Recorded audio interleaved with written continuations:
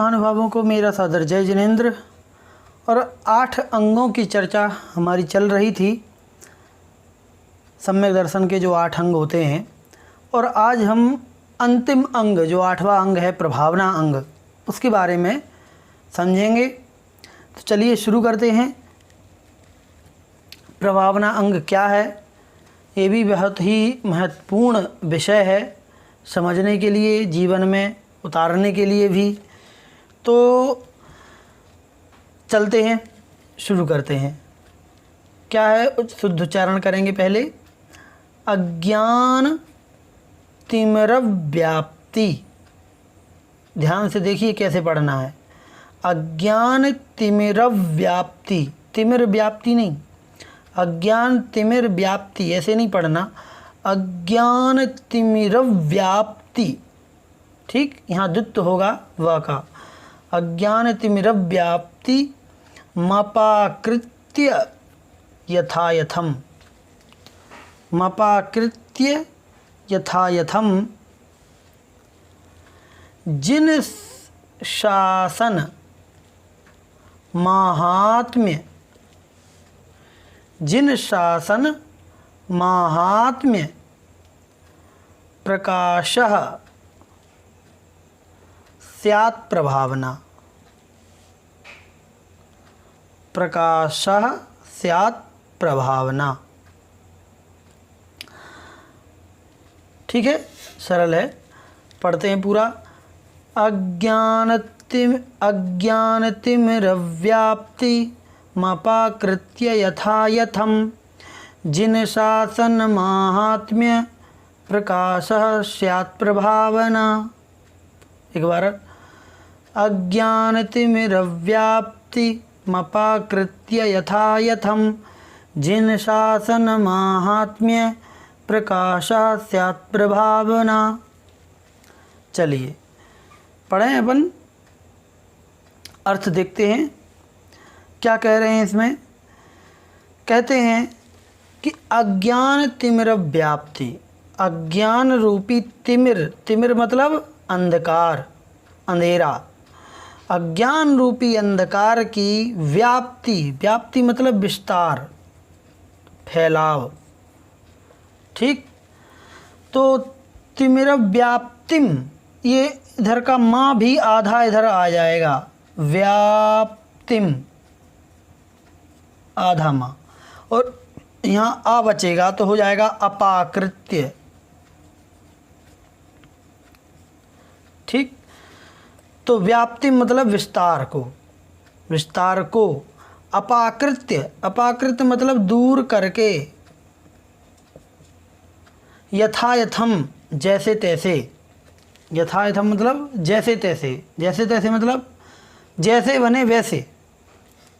क्या करना है, अज्ञान रूपी अंधकार का जो विस्तार है उसको अपाकृत्य यथायथम, यथायथम जैसे तैसे किसी भी तरीके से दूर करके, और जिन शासन, जिन शासन जिनेंद्र भगवान का जो शासन है, जिनेंद्र भगवान का जो प्रभाव है, उनकी जो वाणी है, उनके जो धर्म के जो उद्गार हैं, जो वचन हैं, वो सब जिन शासन में आ जाता है।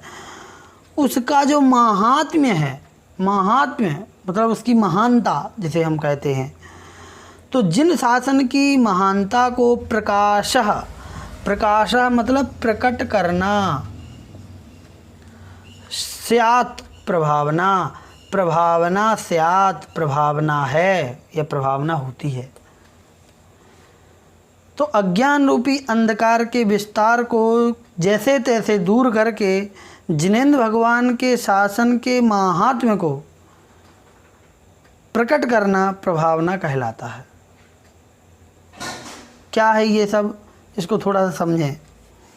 देखिए, जिनेंद्र भगवान की जो वाणी है, सर्वज्ञ की जो वाणी है, केवली भगवान की जो वाणी है, वही सम्यक ज्ञान है। श्रुत रूप जो ज्ञान है वही सम्यक ज्ञान है, और बाकी उसके अलावा जितना भी अन्य धर्मावलंबियों का जो ज्ञान है वो अज्ञान कहलाता है, क्योंकि वो मोक्ष का मार्ग बतलाता ही नहीं है। यदि हम ज्ञान और अज्ञान में भेद करें तो मोटे रूप से आप इतना ही समझ लीजिए कि जो मोक्ष दिलाए या जो मोक्ष का रास्ता बताए वही ज्ञान है, और जो मोक्ष तक ना ले जा पाए वो अज्ञान है। ठीक है, अज्ञान का मतलब मिथ्या ज्ञान, जो भरोसेमंद नहीं है, जो हमें कल्याण के मार्ग पर नहीं ले जा रहा है, वो अज्ञान है। ठीक है, तो ऐसा अज्ञान जिन धर्म के अलावा जितने सभी धर्म हैं उनको मानने वाले, वो सभी मोक्ष मार्ग की तरफ नहीं ले जाते हैं, क्योंकि उन्हें मोक्ष का मार्ग पता ही नहीं है, और कई लोगों को तो मोक्ष ही पता नहीं है कि क्या कहलाता है। इसलिए उन सभी का जो ज्ञान है वो अज्ञान कहलाएगा।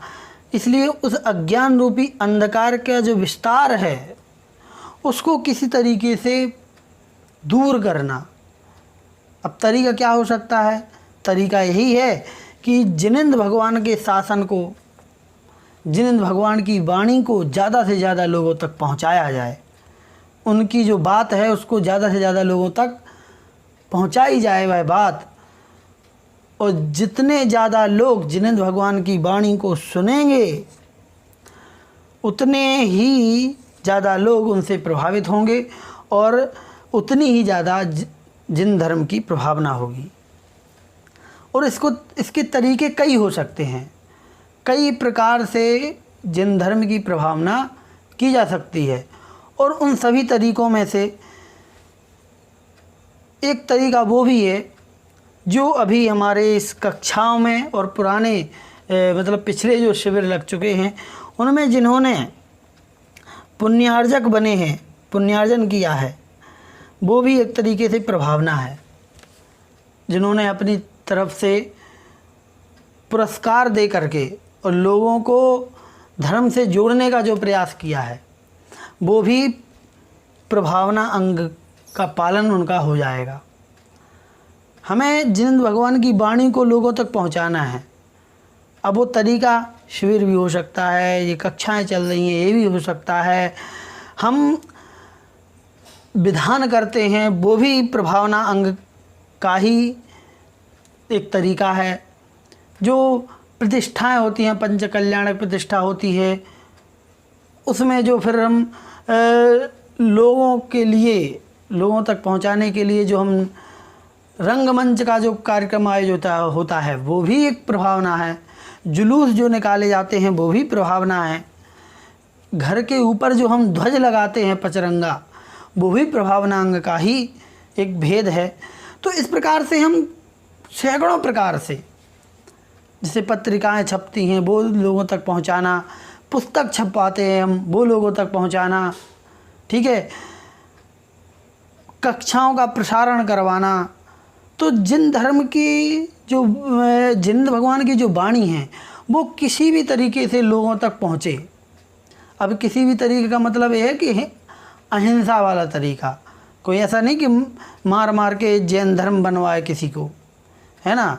ये हमारे धर्म में नहीं बताया गया है कि किसी को ज़बरदस्ती जैन बनाया जाए, वो नहीं है। यदि कोई सोचे कि नहीं अभी जैनों की संख्या 40-50 लाख है तो हम लोगों को डरा धमका करके और जैन बना दें तो लोग उसकी संख्या 50 लाख हो जाएगी, 60 लाख हो जाएगी, तो हम जैन धर्म की प्रभावना कर रहे हैं। नहीं, धर्म की प्रभावना का मतलब जैन धर्म में ये कहा है कि लोग कोई भी हो, बस वो महावीर भगवान के जो सिद्धांत हैं, जिनेंद्र भगवान के जो सिद्धांत हैं उनका पालन करने वाला होना चाहिए। यदि वो उसका पालन करता है, अहिंसा का पालन करता है, तो एक पशु भी जैन कहलाता है। ये सबसे बड़ी हमारे जैन धर्म की बात है कि हमें किसी जाति विशेष से कोई मतलब नहीं होता है, हमें मतलब होता है कि वह अहिंसा का पालन कर रहा है क्या। यदि वो कर रहा है तो वो जैन है। यदि वो श्रावकों के उचित जो मूल गुण होते हैं 8, उनका यदि पालन कर रहा है तो वो श्रावक है, भले वो कोई भी हो। तो हमें इन चीज़ों को लोगों तक पहुंचाना है, अहिंसा का संदेश लोगों तक पहुंचाना है, महावीर भगवान की जो वाणी है वो लोगों तक पहुंचाना है।